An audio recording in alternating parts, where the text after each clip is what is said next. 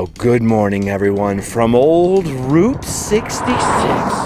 Now this is what I've been dreaming of all during the quarantines. The open road, the cool desert air. Disney's Cars Land is cool, but it's got nothing on the real thing. We're back at the world-famous Cool Springs, Arizona. Built in the 1920s and serving the very earliest travelers on Route 66. In the middle 1950s, the highway was rerouted far away from Cool Springs, and by the mid-1960s, it had burned to the ground and become abandoned. But by the late 1990s, a visionary guy by the name of Ned, I can never pronounce his last name, came here with a vision to rebuild Cool Springs, which he did, and it survives to this very day. Look at this place. It's like something out of a postcard or a film, and in fact, Cool Springs has quite a lot of Hollywood history. Not only did it partially inspire some stuff in the movie Cars, and is actually replicated in the line for the Radiator Springs racers at Disney's California Adventures Cars Land, it was also actually rebuilt once before and then blown up in the movie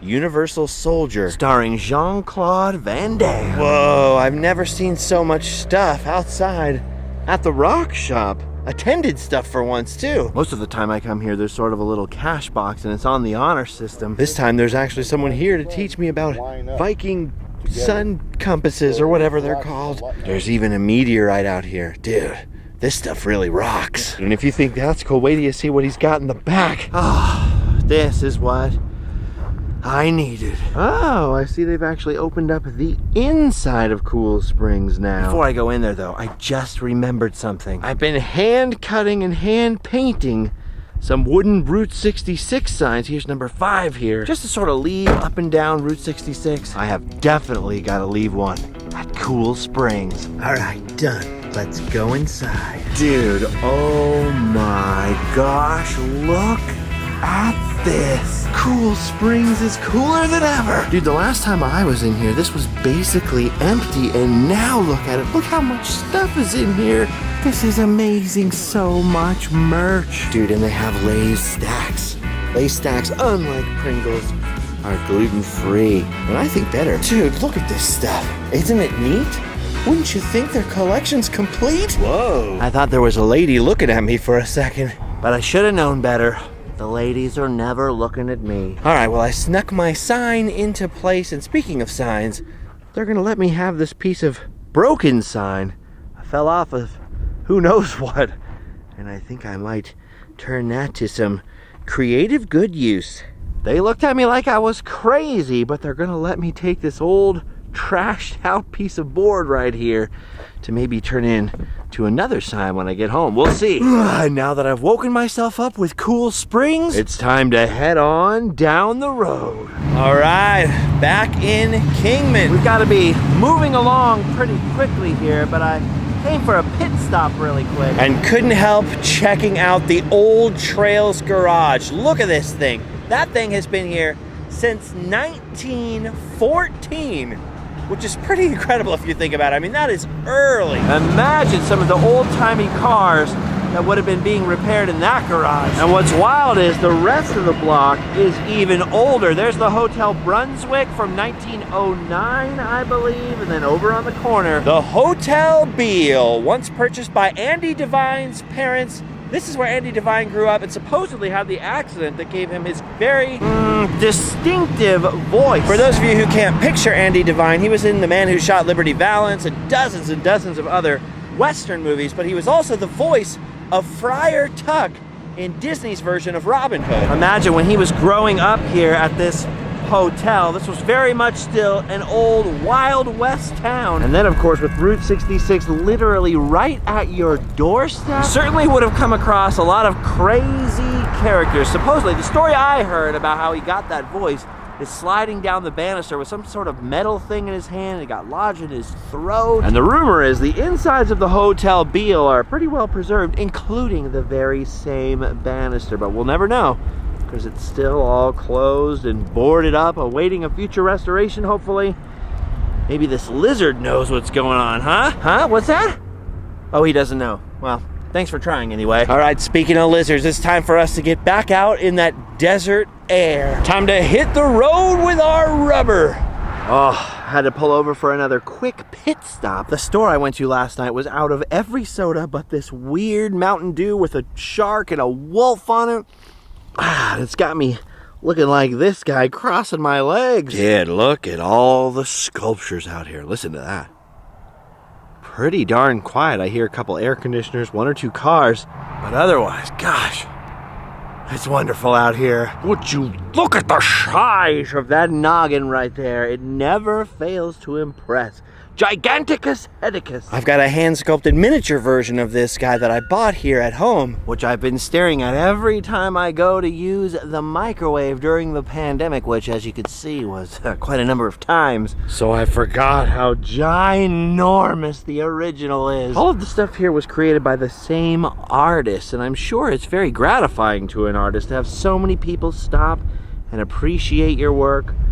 Of course, it's even better if you go inside and buy some of his work. The metal sculptures weren't really in my price range, but the $20 little replica of Giganticus Hedicus, I hit the spot. Makes for one heck of a souvenir. So I highly recommend this, both as a pit stop and as a fun pick spot. I mean, it's fun for the whole family. But it's time for us to keep pushing along. Go and fetch that paper if you can, hauling that gigantic cranium about. Hey, don't make fun of my friend's head. Now, the section of Route 66 on which we are now traveling is one of the longest unbroken stretches left in the country, and certainly the longest in Arizona. The whole route was bypassed to shorten the drive between Kingman and Seligman, Arizona, leaving this formerly very busy stretch of highway now high and dry, but also very well preserved for people like me who want to get a little taste of the authentic Route 66. And speaking of authenticity, it is hard to find anything that looks or feels more authentic than this. The world famous Hackberry General Store. This place shows up on just about every single Route 66 calendar or postcard set or documentary, and for very good reason. Just look at it. This thing's got the patina, man. Nowadays, this is a world famous tourist stop, but it wasn't always that way. Until the late 1970s, this was a grocery store serving the local mining town of Hackberry, a little ghost town perched over the highway and over the railroad tracks down there, which was more than 100 years old, which for my European friends in America,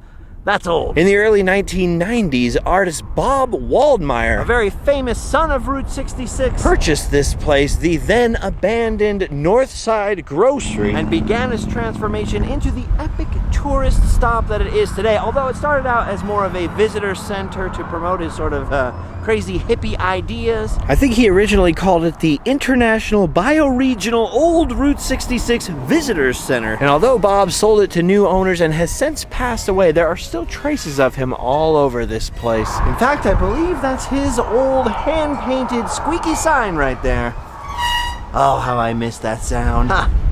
Must be Wednesday. Now, before eBay or the American Pickers, back when nobody wanted these things, Bob was collecting old signs. And Hackberry is one of those outdoor museums that was cool before it was cool, if you know what I mean. I love old signs and old advertising. I think this is the predominant art form of the 20th century. Controversial opinion. But they are commanding insane prices these days. They're getting hard to find. And the same goes for all of this stuff. The old gas pumps, the old vending machines, all of it has become rather pricey in recent years, as more and more people have begun to appreciate its historical and aesthetic significance. Back in the day, though, hippie Bob Waldmeyer, he was looking at it as like recycling, like, hey, this isn't junk, as well as appreciating its artistic merits. All right, I'm going inside now. I'm telling you, man, that shark bait Mountain Dew really goes right through you. I would just use this, but there's other people around. Oh, this is one of those places that's even more awesome on the inside. Oh, that's me. Oh, I don't know who decorated the men's room, but it's definitely got a theme going on in there as well.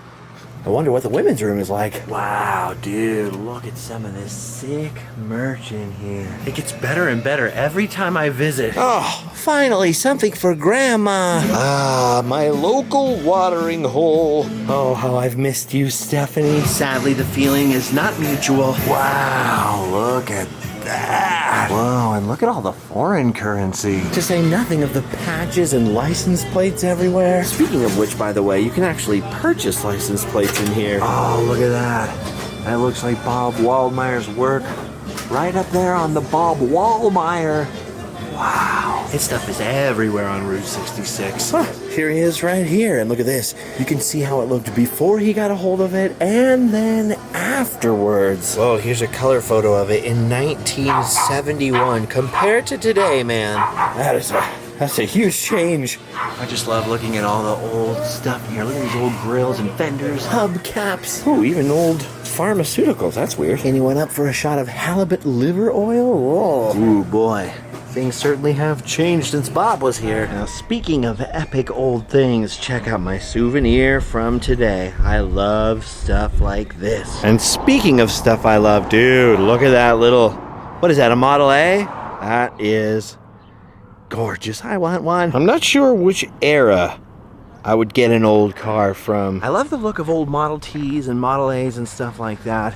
But I also love the 50s cars and the 60s cars, like the 1963 Mercury Comet S22. That's my jam. But then again, the stuff from the 1930s into the 40s is gorgeous. I would love to have a freaking truck like that. That would be awesome. My grandpa had an old Chevy C10. So I'm kind of partial to old Chevy trucks. Not like this, older than this. But then, I like everything, so. DeSoto, Plymouth, Buick, my 2011 Ford Mustang. I just realized my car's 10 years old. It's not the years though, baby.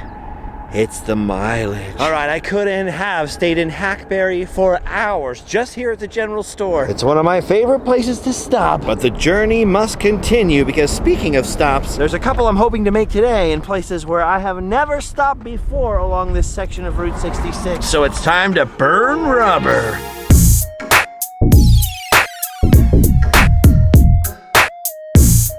Dude, there are so many epic hidden gems along this road. So many more opportunities to restore or reinvent things along it, which is why I don't just think it's fun to travel on Route 66. I think it's important to travel on Route 66. Without visitors like us, none of these places could survive, and every single head in the door counts. Ooh, spooky. You hear that? The wind whistling through the power lines? I've never stopped here before. Valentine Station. I know this is an old original gas station, and clearly somebody's been taking care of it. They've really cleaned this place up. Look at this. Apparently they have a YouTube channel, Valentine Station YouTube channel, and then look at that sign right there. Now that is a romantic message. Can you see that?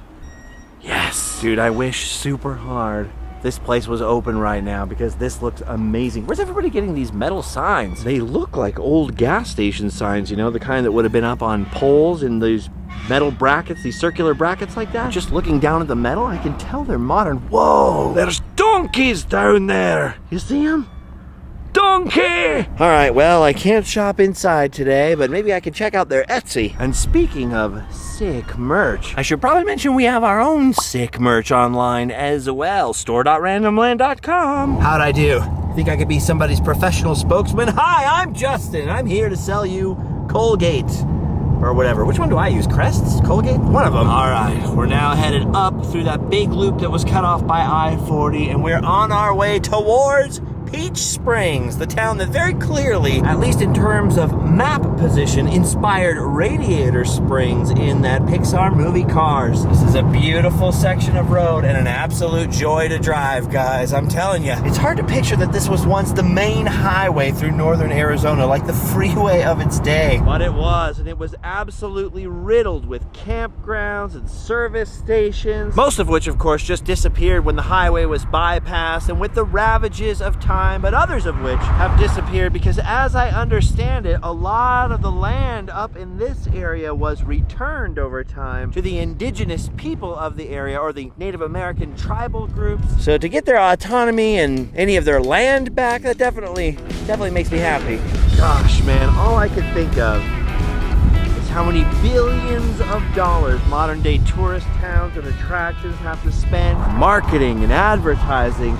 I mean, can you imagine a day where all you had to do was just paint what your business was on the side of a building, and hungry people would just pull over. All right, we've now driven a long way into Wallapai land and have reached the town of Peach Springs proper. Unfortunately, the cultural center is closed today, which is a shame because I've always wanted to go in there, and I thought today was the day. Dude, look at that epic cobblestone building. That is from 1929, and it was the Peach Springs Trading Post. You can just sort of read that. I believe it now houses the Wallapai Fish and Game office. And actually, the Peach Springs Trading Post predates that 1929 building. As you can see in this old photograph, there's the old wooden version. Crazy. Dude, look at this old gas station building right here. This dates all the way back to 1931. I believe it was built by a guy named Oscar Osterman. And it is amazing that it's still standing there looking very much as it did in the old days. And as unbelievable as this sounds, apparently this place was open until 2007,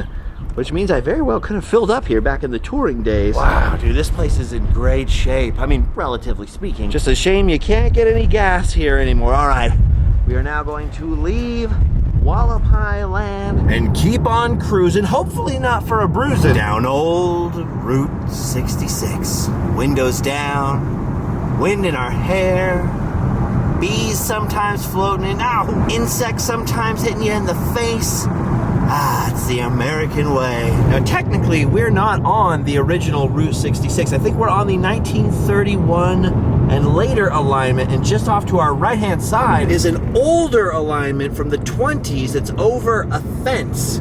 So I've never really poked around on top of it, but if you're ever cruising down this section of road and see another little sort of gravelly looking decayed road off to your right, that's what that is. On the other side of us, to the north, is the Grand Canyon. And we're pretty close to Supai and the Native American side of the Grand Canyon, where they have the Grand Canyon Walk, and there's a road that goes down there and you can do tours and stuff. But I'm not heading towards the Grand Canyon itself this time around. I'm heading towards Grand Canyon Caverns, and that, my friends, is right on old Route 66. One of the most famous attractions on Route 66, and believe it or not, place I've never been before. I know, I'm surprised too, Dino. See, now I've driven by before plenty of times, but I've never stopped because, I gotta be honest with you, I've never been that big of a fan of caves, just being in them. In the last year or two, I've tried to be a little more open-minded. I've gone into a few more caves, but for the longest time I just kept the Grand Canyon Caverns on my to-do list, and to help resist the temptation to wind up down in a cave, I just sort of stayed away from the whole stop. But I'd take it all back now if I could. Dude, look at this place. I have been missing out. Look at this perfectly preserved gas station, Radiator Springs Gas. Epic. And look around.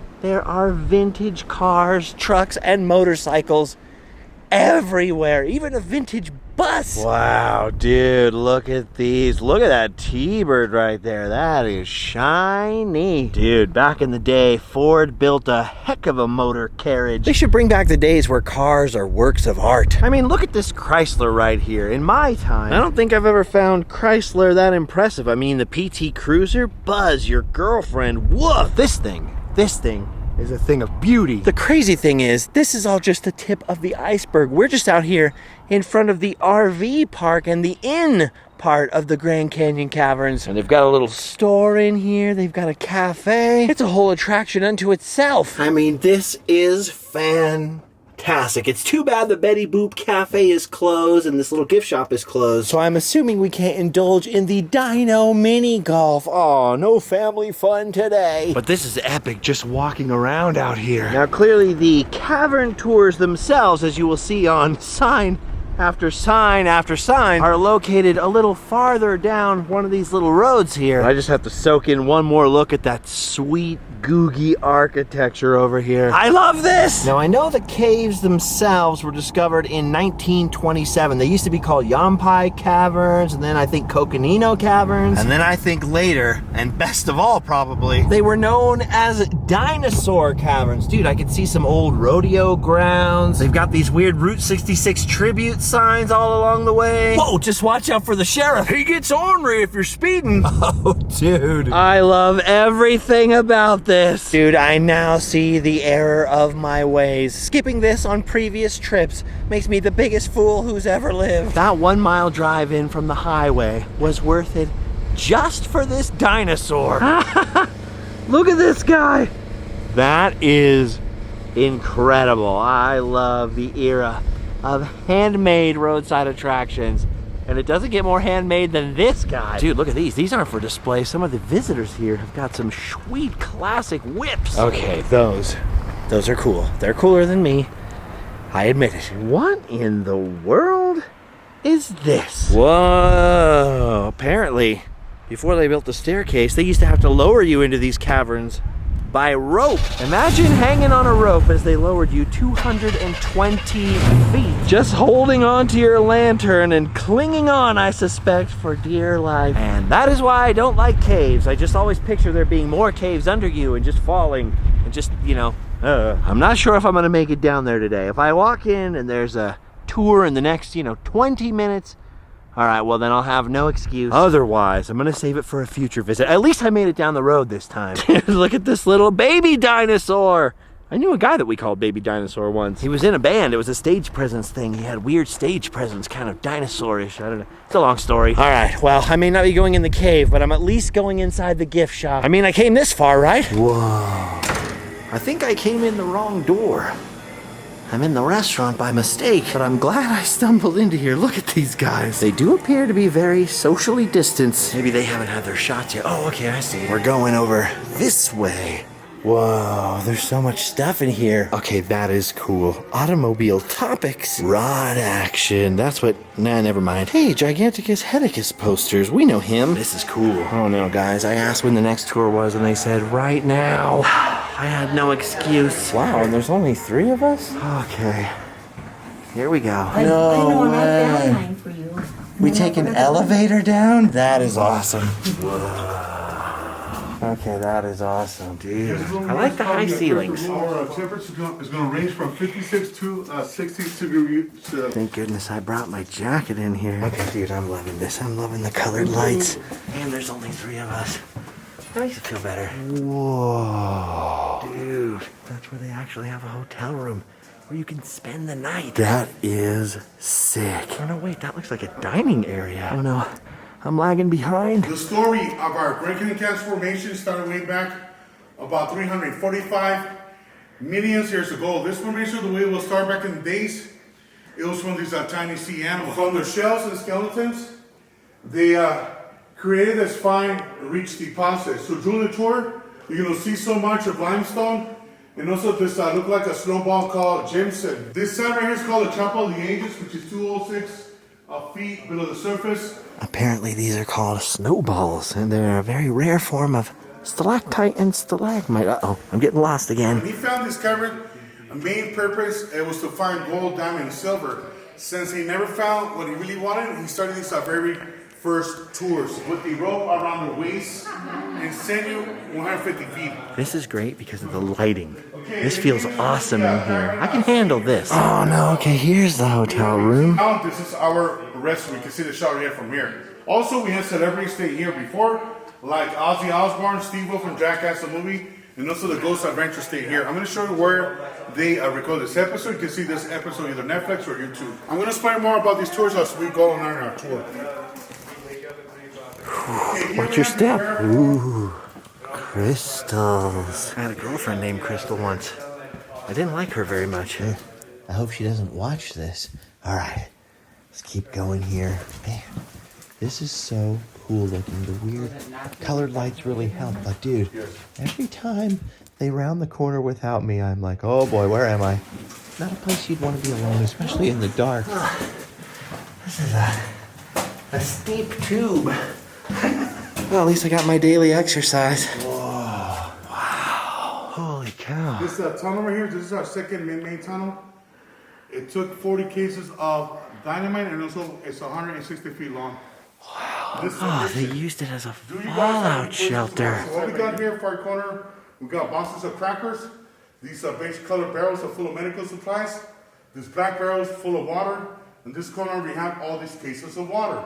And we'll provide for 2,000 people in case of any emergency like natural disasters, chemical warfare, or even earthquakes. Oh, dude, you can get married in here too. Don't leave me. Wow.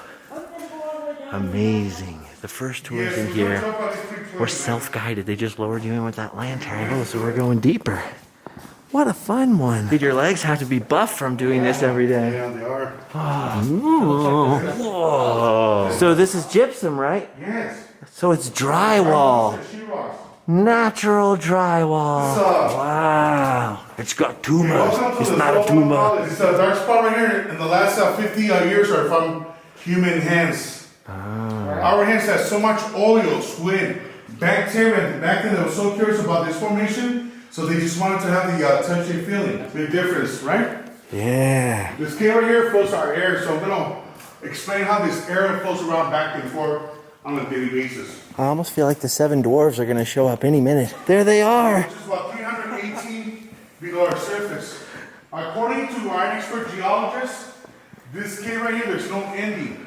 What? The only thing that we know from here to Havasu Falls or Grand Canyon National Park, 65 miles away, which is very true. We're not too far away from those two locations. So the air in here is coming all the way from the Grand Canyon? Yes. Dang. There's more to explore. There's more to excavate because, like I said, they want to find the ending and also how this air flows around. Yeah. Flows around back and forth. When I was in the elevator, I was thinking, oh, thank God. It'll be easy on my knees. Yes. I take it all back. There's no stairs. There's a lot of ramps. Bobcat. Trail. Whew. How tall did you say this room was again? 75 feet. It's like walking up a 6-story building. Poor guy fell in a hole. Took a little spill. It's only 59 degrees in here. And I'm sweating. We went way down there, way up there, and gently back down. Whoa. This first red shell right here is going to be 92 feet above trail. From here to the top of the surface, that's another additional 50 feet. Jeez. 50 feet plus 92 total is going to be 142 feet above trail. See, and how much farther down does it go? That's cool. So the humidity from our breath is keeping them growing. Ew, breath crystals. Wow. This is cool. Way more lights than Mammoth Cave, which was the last cave I was in Kentucky. Wow, so they found bear bones down here, coyotes, snakes. Whoa, and these are the original stairs. And the original entrance. And corporate workers from the Yikes. Hoover Dam, they came here and helped out to install these staircases. By then, the tours were getting popular. They were getting the volume of all these tourism, and also they were charging per person 75 cents. 1962, we opened the elevator, this main entrance, but it's sealed for good cause and good reasons. Ooh, turns out the bear they found in here was a giant sloth bear, a prehistoric bear that fell down here. And look at the scratch marks from where it tried to get out. She was scratching and scratching this wall many times, never made it to the top of the surface. Eventually, she fell back where they found the holes in this area. That is crazy. No wonder they had a picture of a giant sloth bear in the gift shop. Oh, wow, this part's like something out of a movie. That's crazy. Well, at least we have to go down and not up. This is where my fear of heights kicks in. Okay. Oh. Ay, Dios mío. Okay. On top, there we're 150, where the stairs are. Now we're back to 220 right here. I like the big flat stairs better. Whew. Oh. We made it. Mark my words, friends. I'm going to sleep in there one day. To stay here for one couple is going to be $950. Any additional person is going to be $100. Oh, yeah. Look at that. That's nicer than my house. Well, the ceilings are higher at least. Dude, that is sick. Oh. Ye Oldie Saloon. Dude, vinyl records, DVDs, chests, dogs made of rocks. Yes, you can go underground and sleep well. I think it costs about $1,000 or something. I'd do it, but I wouldn't do it alone. And look at this. They give you control over the lights down here. So if you want, you can turn off all of the cave lights. No, I would not want If it. you guys have a chance to see this episode, you'll see them running from this corner all the way down. Ghost During the Adventures? recording, we turn off all the entire lights for the entire caverns. Very dark, you can barely see your hands and your face. So during the recording, they filled this fence shaking at the same time someone was throwing rocks to the film crew and himself, Zach, which is the host of the Ghost Adventure. He said there's something here rolls around at nighttime. We're not too sure what kind of ghost. It might be Walter Peck, the giant star bear, or even its workers. Dude, there are a lot of reasons that I'd be scared to be alone in here. Ghosts were not one of the ones I was thinking of, at least. Earthquakes, yes. Ghosts, no. Thank you so much, guys, for coming in and our tours. Okay, looks like the tour is over. Time to head back up the elevator and back to civilization. I don't know if I can readjust to surface life now. I was underground for too long. Okay, that was pretty cool. Definitely worth doing, I gotta say. I was a skeptic, but that was worth it. I might do that again. I might bring Allie down there the next time she comes out this way to the Grand Canyon. All right, now the last time that I did the full Route 66 and filmed it in like, I don't know, what was that, 40 episodes or something crazy? You'll remember that I admittedly don't know much about cars, and I still don't, but like I said, all the way back then, I was going to try to absorb more information, try to learn, and look at this. I now happen to know that that is a COE truck, C-O-E, cab over engine. Or at least I think it is, because some of them are a little smoother, right, y'all? But it looks pretty over the engine to me, or at least over the gearbox. Maybe it's not over the engine, I don't know. Dang it, clearly I've learned nothing. All right, I admit it, Grand Canyon Caverns was awesome. I should have been here long ago, and I'm glad we came today, but it's time to push on again. Cheers. Oh, that tastes like metal. And I'm not talking about this kind of metal. See, the weird thing I wasn't expecting is that a lot of that cave was man-made, they were saying. I'm not gonna criticize them for digging a hole. Digging holes is fun. My thing is, if you're gonna make a man-made cave, you might as well go all the way, you know, put fake stalagmites and stalactites in there, a couple of garden gnomes, some elves, whatever, maybe some goblins, Smeagol's lair. So there's an idea for you. You can have that one for free in case you ever stumble into a hole and start your own cave business. Oh, we've got Burma shave signs. Look at that. Classic messages. Burma shave. You know what that means. That means we're getting close to the greatest Arizona Route 66 town of them all. Or at least the most legendary in modern times. We're back in Seligman, Arizona, birthplace of historic Route 66. When the road was bypassed and everything was drying up, the town was dying. One man, Angel Delgadillo, local barber, got fed up and started the historic Route 66 Association that turned just a bunch of roads that used to be Route 66 into Arizona's historic Highway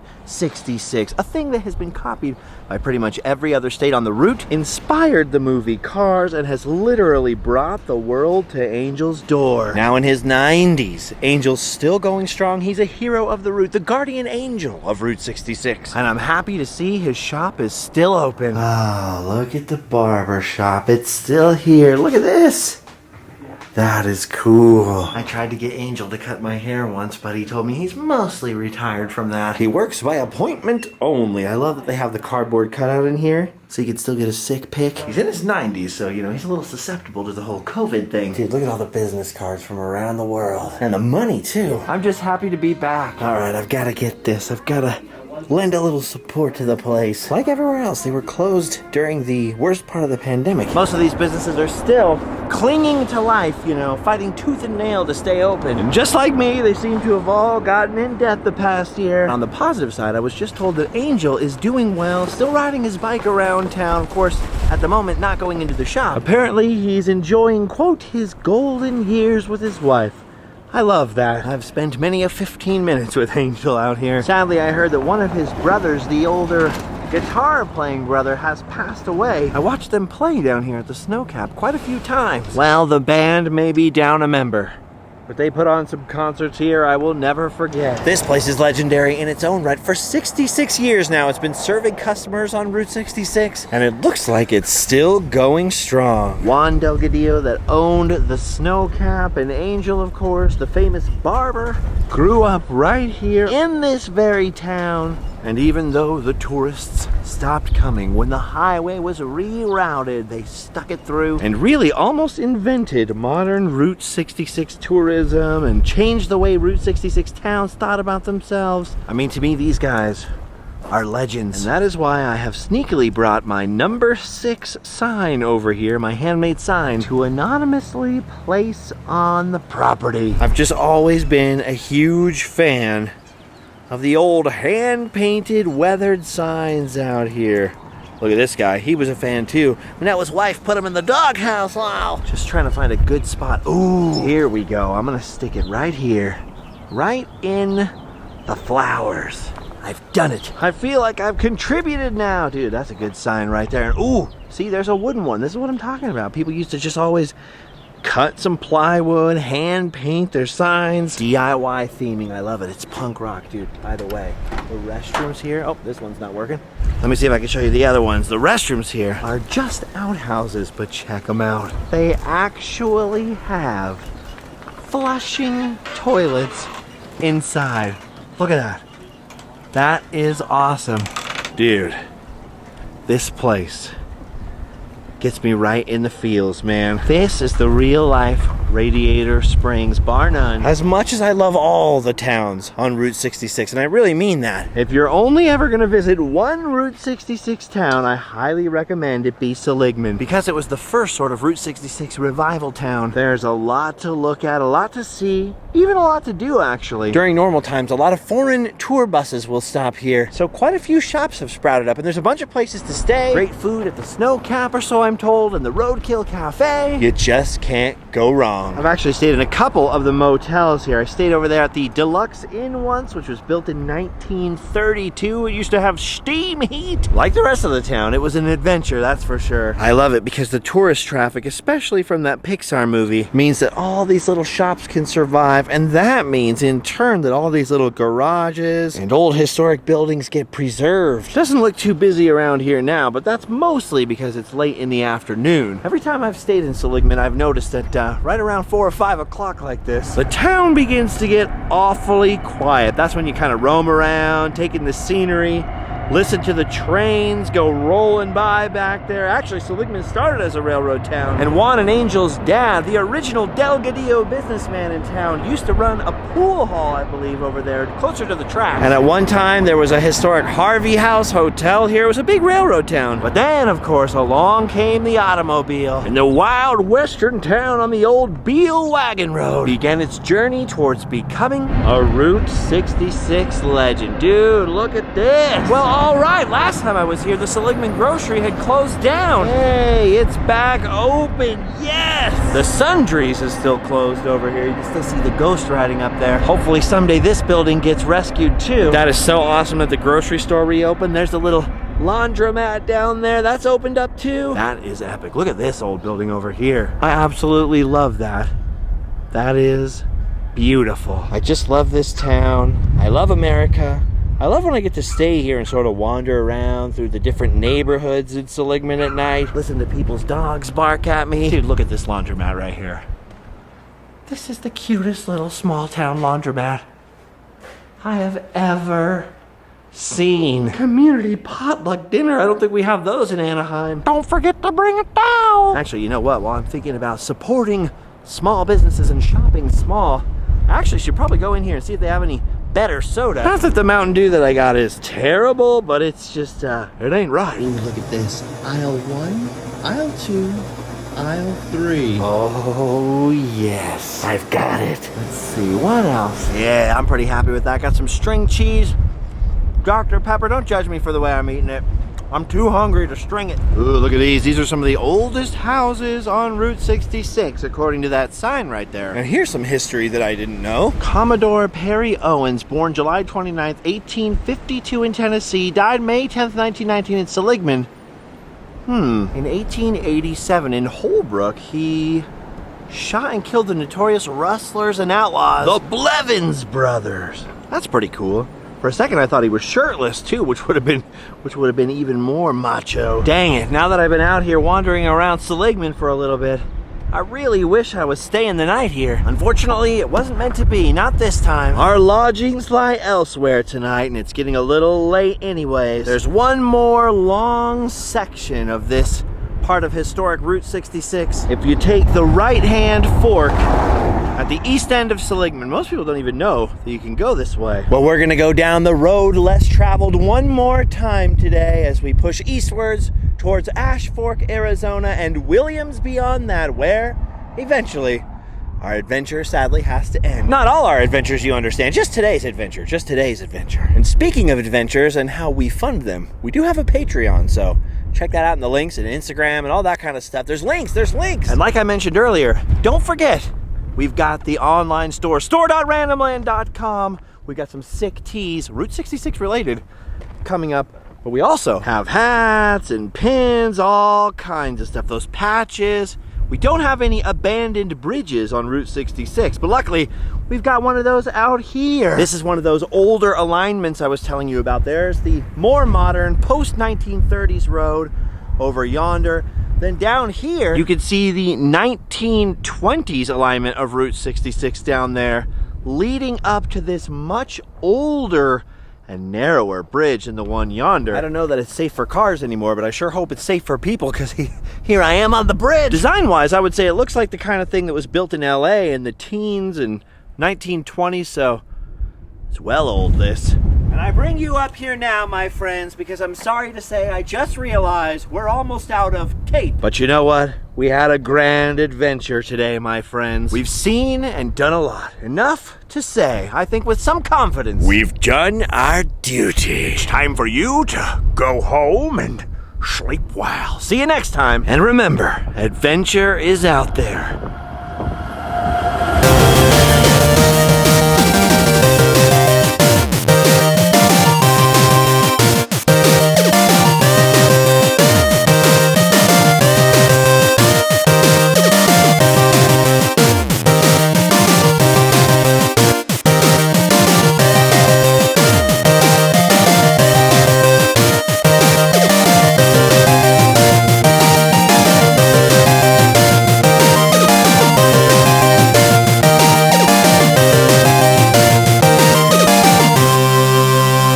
Just want to mention, with my last literal 1% of battery remaining, and hopefully I don't get cut off here. If I do, oh well. This is only a day's drive. I could drive home from here right now. We're only 6 hours, 7 hours from Orange County, Disneyland. It's very easy to come out to Arizona, especially Western Arizona, and have a Route 66 adventure. So come out here, go to Angel's Barbershop, come on down to Seligman and Oatman and Kingman. Stay at the El Trovatore. I'm loving it. All right, you've done your duty. Go home and sleep well. Oh, would you look at the size of that saddle? Big enough for everybody's mother-in-law. I had to, it's a rule. I now happen... Where's the shadow right there? Weird. Ooh, just this once. Uh-huh. And just for fun. Okay. We'll let you finish. All right. What we've begun. Question mark? Oh, Burma shave.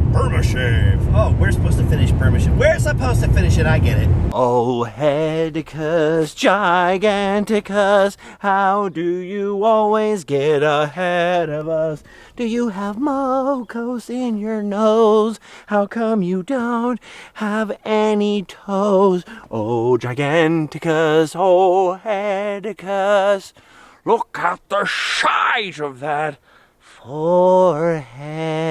Hey, don't make fun of my friend's head. Only I can. Well, actually, I think he's more of a tank.